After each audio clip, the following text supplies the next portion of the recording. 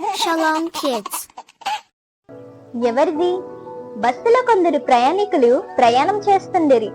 చక్కటి suit case ఒకటి విడిగా ఎవరిది కానట్లు పడి ఉండెను.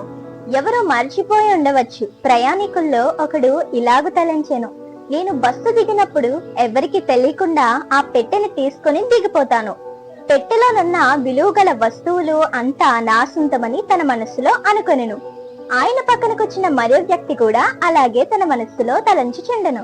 బస్సు ఒక చోట ఆగినప్పుడు ఇద్దరును ఒకే సమయంన సూట్ కేస్ పట్టుకొనిరి.